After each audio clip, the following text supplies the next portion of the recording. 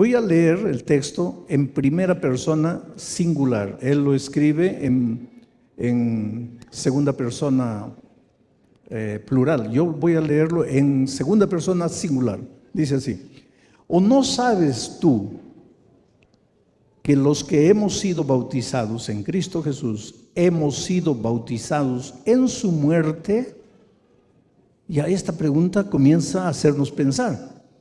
Quiere decir que cuando tú entras al tanque del bautismo para ser bautizado, te estás bautizando en la muerte de Cristo.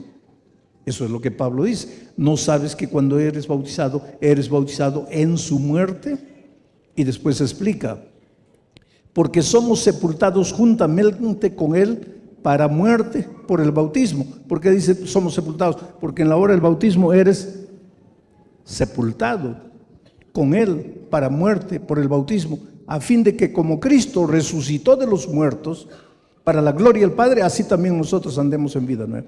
O sea, en la hora del bautismo, tú mueres, pero no mueres tú, Cristo muere por ti. Tú eres bautizado en la muerte de Cristo, ahora eres sepultado, muerto.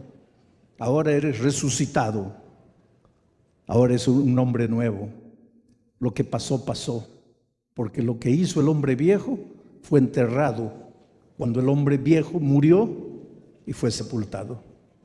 Es también por eso que el bautismo tiene que ser por inmersión, porque con un poquito de agua encima de la cabeza no estás cumpliendo el símbolo de la muerte, el sepultamiento y la resurrección de Cristo. Esto es bíblico, es el apóstol Pablo que está diciendo eso. Pero ahora te voy a explicar qué quiere decir que somos bautizados en la muerte de Cristo. Vamos a entender. El propio Pablo, en el capítulo 6, un poco más adelante, dice: porque la paga del pecado es la muerte. Después añade: todos pecamos y estamos destituidos de la gloria de Dios. Todos pecamos y la paga del pecado es la muerte. Quiere decir, el resultado del pecado es la muerte. Para entender esto tenemos que entender qué es la vida, porque no podemos entender qué es la muerte sin entender qué es la vida. Y la vida no es un concepto, la vida no es un periodo de tiempo que tu corazón late, que tu pulmón respira. La vida es una persona. Jesucristo dijo: yo soy el camino, la verdad y la vida. Cristo es la vida. Vamos a decir, aquí está Cristo, Él es la vida. Si tú quieres estar vivo, no estoy hablando de vivo biológicamente, porque todos estamos vivos esta tarde biológicamente, pero espiritualmente, ¿estamos vivos? Esa es la pregunta. Ahora, si tú quieres vivir plenamente, tienes que estar en la vida que es Cristo. Él es la vida. Si Cristo es la vida, en el momento que tú te separas de Jesús, te estás separando ¿de quién? De la muerte, de la vida. Y al separarte de la vida, estás entrando al territorio de la muerte. Este es territorio de la muerte. Todo lo que el ser humano viva separado de Jesús no es vida, es muerte. Por eso hay gente que dice: esta vida no es vida. Claro que no es vida si estás separado de Jesús. Para que la vida sea vida, tienes que estar en Cristo, porque Él dijo: yo he venido para que tengan vida y vida en abundante. Y Juan dice: el que tiene al Hijo tiene la vida. El que no tiene al Hijo de Dios no tiene la vida. Cristo es la vida. Cuando estás en Cristo, oh querido, te levantas de mañana, levantas los ojos al cielo. Dios mío, gracias, estoy vivo, Señor, estoy vivo, gracias. Lleno de deudas, pero estoy vivo, Señor.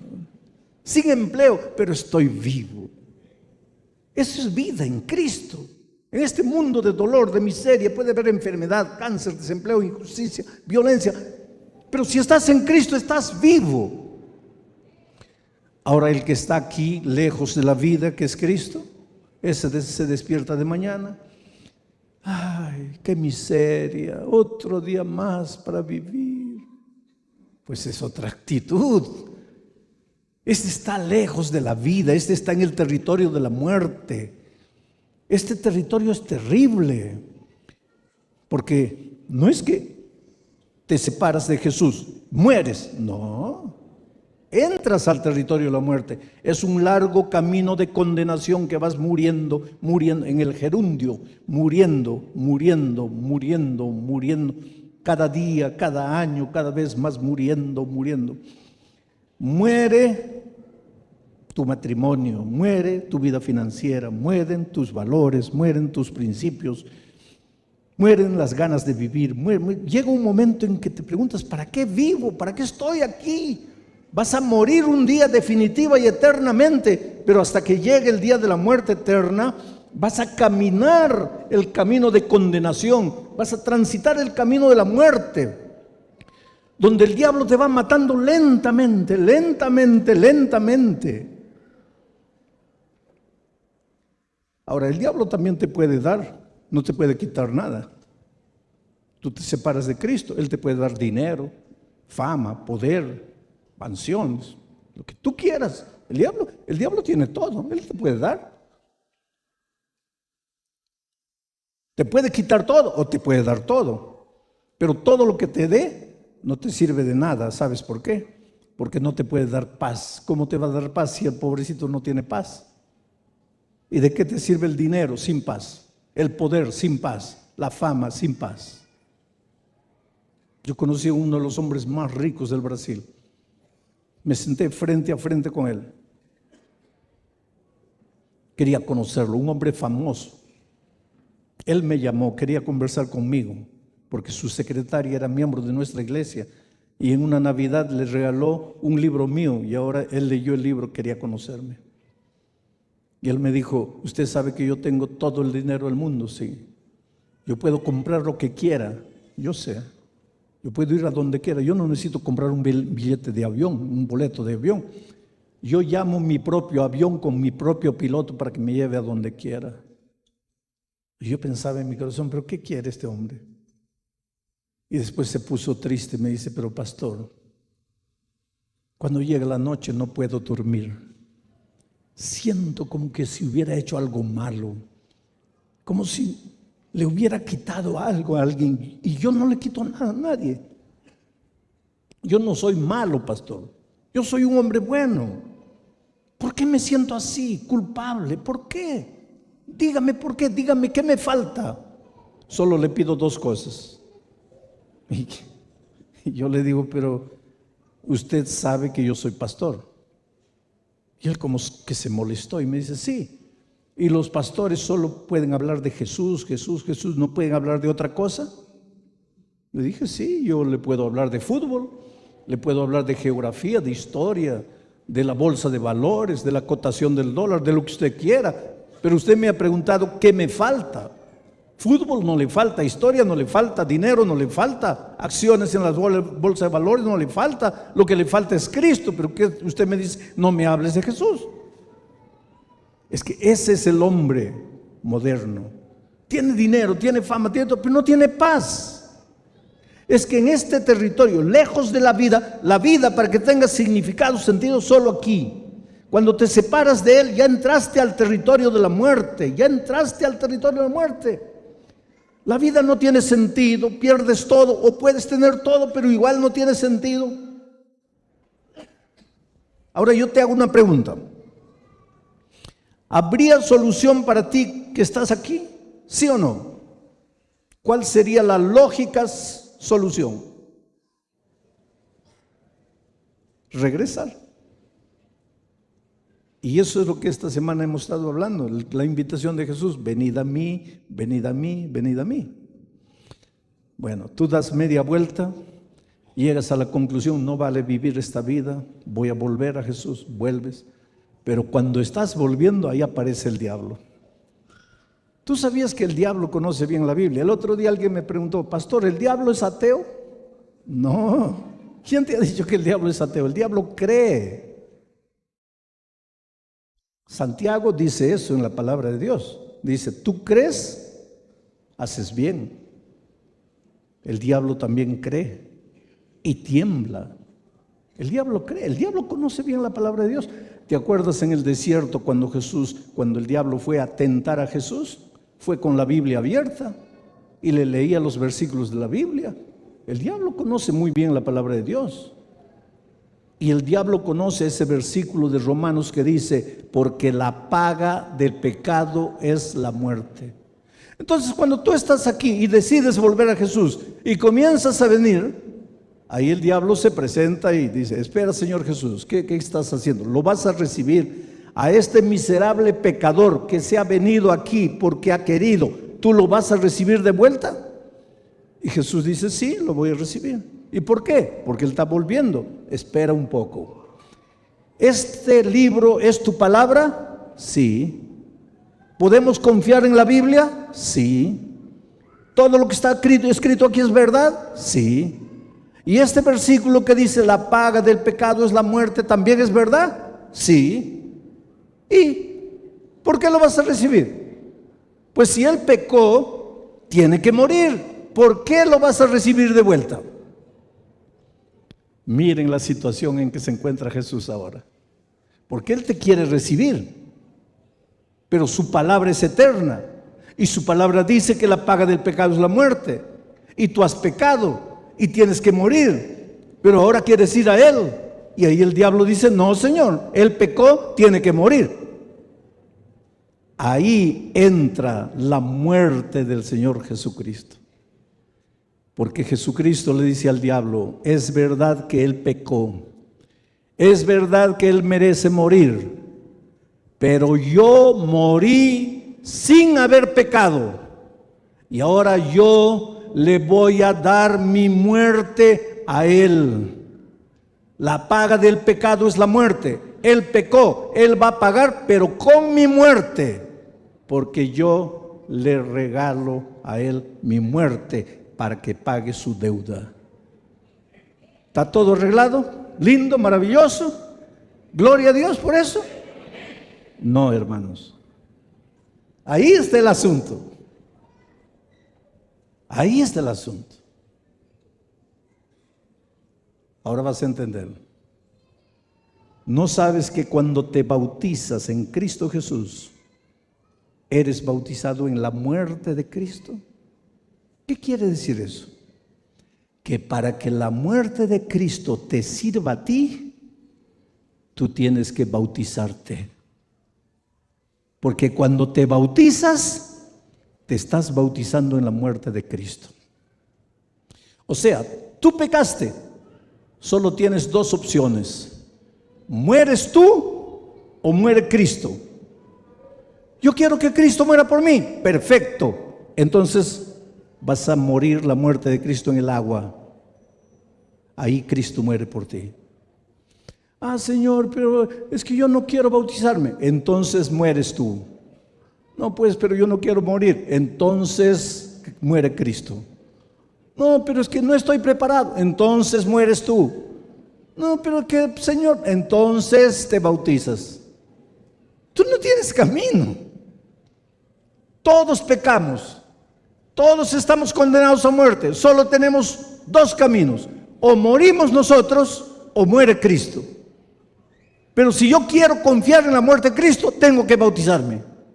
Porque cuando te bautizas en la muerte de Cristo. Pero las personas inventan disculpas para no bautizarte. Dicen, una de las disculpas, pastor, es que no estoy preparado. Hay otros que dicen, pastor, pero téngame un poco de paciencia. Todavía no. Pastor, cuando me jubile. No, pastor, cuando termine mis estudios. No, pastor, cuando llegue mi mamá que está en Ecuador, cuando ella vuelva aquí, ahí me bautizo. Y algunos dicen otra cosa. Pastor, yo quisiera bautizarme, pero en la iglesia hay criticones. Hay gente que no vive lo que predica. Para ser así no quiero bautizarme. Para que entiendas esto te voy a contar, te voy a hacer una ilustración. Vamos a decir que tú estás en el mar, te estás ahogando. Ya nadaste, ya luchaste para salir. Simplemente no puedes. Ya estás rojo, ya morado. Ya tragaste agua. Ya no tienes más, ya te estás muriendo, ahogando. Y cuando ya estás para hundirte, aparezco yo en un helicóptero y te arrojo una cuerda y te digo, agárrate. Te digo, agárrate, agárrate. La cuerda está ahí y tú me miras desde abajo. Ay, pastor, téngame paciencia. Ay, pastor, todavía no estoy preparado. Querido, ¿qué te vas a preparar? O te agarras o mueres. No hay tiempo para pensar. Ay, pastor, yo quisiera agarrarme la cuerda, pero estoy viendo ahí en el helicóptero un criticón, un hipócrita. ¿A ti qué te importa, querido? Ese asunto es salvarte. El bautismo es la cuerda de salvación que el Señor Jesús te entrega. Agárrate. No inventes argumentos, no inventes disculpas, entrégate.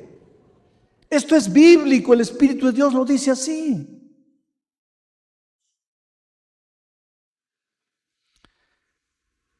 A veces Dios tiene que trabajar en la vida de las personas de manera dramática, ¿sabes?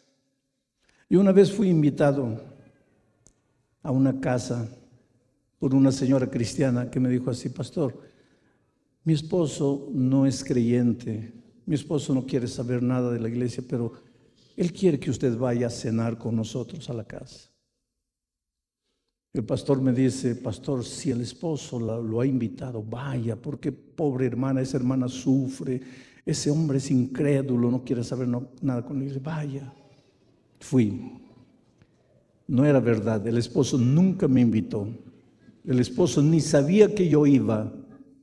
Ella preparó la cena con la esperanza de que alguna palabra que yo dijera pudiese tocar el corazón del hombre. El hombre cuando entró y me vio se sintió mal. Cuando se enteró que era pastor se sintió mal. Estaba mal. Se sentó a la mesa, tal vez por respeto, por cortesía, pero no había ambiente para hablar de nada ahí. Pero en la mitad de la cena ella me pisca el ojo, me guiña el ojo. Pero lo que me quería decir es, pastor, ya empiece a hablar. Pero no había clima, no había ambiente para hablar. Pero ella de nuevo, y yo comencé a pensar, esta señora me va a meter en problemas aquí, porque el esposo me mira, que me guiña y me guiña. Y antes que me metiera en más problemas, pues tuve que hablar, porque cuando no había ambiente, cuando ese hombre, y cuando empecé a hablar de Jesús, él se levantó y me dijo, mire señor, yo lo invité, yo no lo invité a mi casa, usted vino, está bien, yo me senté a la mesa con usted, pero yo no le di a usted derecho de hablarme nada. Usted tiene sus convicciones, yo las respeto, respete las mías. Y tenía toda la razón. A veces tú en el mejor deseo de querer traer a una persona para Cristo, invades su fuero íntimo. No puedes hacer eso. Tienes que respetar a las personas. Pero pastor, yo quiero traerlo para Cristo. Calma, calma. Dios tiene el tiempo, el momento. Oye, imagínense qué almuerzo aquel. Qué situación desagradable. Yo salí de ahí. Pasaron años, tal vez unos 20 años. Y un día vuelvo por casualidad a esa misma ciudad y aparece esa señora y me dice, pastor, mi esposo quiere que vaya a cenar a la casa. Me acuerdo de ella. Le digo, ay, mi hermana, yo me acuerdo la última vez que él me invitó. Y ella comienza a llorar y me dice, pastor, discúlpeme por lo que hice aquel día. Pero ahora sí, pastor, mi esposo quiere cenar con usted. Mi esposo es miembro de la iglesia. Él se ha bautizado, pero él no puede venir porque él está en silla de ruedas. ¿Qué le pasó? Un empresario rico, de mucho dinero. Un día, volviendo de una fiesta, ebrio, se salió de la carretera, cayó, quedó casi un año en el hospital. Pensaban que no iba a salir, salió. condenado a una silla de ruedas, dolores terribles en el cuerpo, especialmente cuando enfría, cuando el clima baja, le duele el cuerpo, los huesos. Al principio gritó, insultó a Dios. Después comenzó a llorar. Un día se acercó a la esposa y le dijo: mira, si yo le entrego mi vida a Jesús, ¿tú crees que Él me aceptaría? Ella le dijo: claro que te acepta. No, tú no entiendes. Si cuando yo tenía dinero, cuando tenía empresa, cuando tenía vida, cuando tenía salud, yo no quise, ahora que no tengo nada, Él me aceptaría. Y ella le dijo: ¿quién te dijo que Dios está interesado en tu empresa, en tu dinero? Ven a Jesús. Y él fue. Y un día 4 diáconos tuvieron que cargarlo al tanque del bautismo y él fue bautizado. Y esa noche que estuve ahí, él no pudo venir porque estaba haciendo mucho frío. Al día siguiente fui a la casa. Me dijo: pastor, perdóneme por la manera como lo traté. No conocía a Jesús, no conocía la palabra. Perdí lo mejor de mi vida. Tuve que quedarme así para entender que yo estaba huyendo de Cristo. Hermanos, un día él podría haber entrado con sus propios pies al tanque del bautismo. No quiso. No voy a decir que Dios provocó. Dios no provoca nada que te hace sufrir. Pero Dios permite que la vida a veces te coloque una armadilla por ahí. La vida. Él vino al bautismo cargado por otros. Por eso la palabra de Dios dice: hoy es el día de buena nueva. Hoy es el día de salvación. Todos hemos pecado. Nuestra única salida es Cristo. Pero es el bautismo. Porque cuando te mueres, te bautizas en la muerte de Cristo. Y cuando resucitas con Cristo para una vida victoriosa.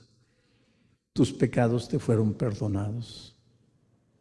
¿Te acuerdas que la otra noche te conté la historia de un guerrillero que una noche en el Estadio Nacional de Lima me dijo: ¿qué hago con mi vida? Mis manos están manchadas de sangre, he matado tanta gente. Le dije: bautízate en el nombre del Señor Jesucristo.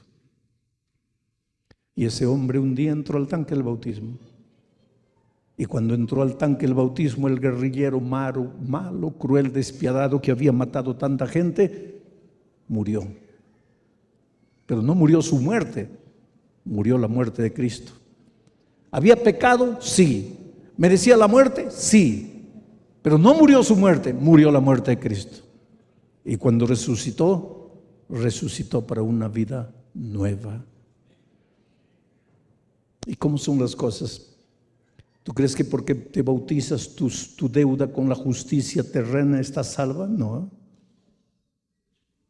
El bautismo no te libera de la culpabilidad que la sociedad te impone. Él tenía que entregarse. Y eso es lo que hizo. Se entregó. Estaba preso cuando en aquel tiempo el presidente Fujimori emitió un decreto de amnistía para todo aquel que confesaba. Y él se presentó, confesó todo lo que había hecho, fue liberado.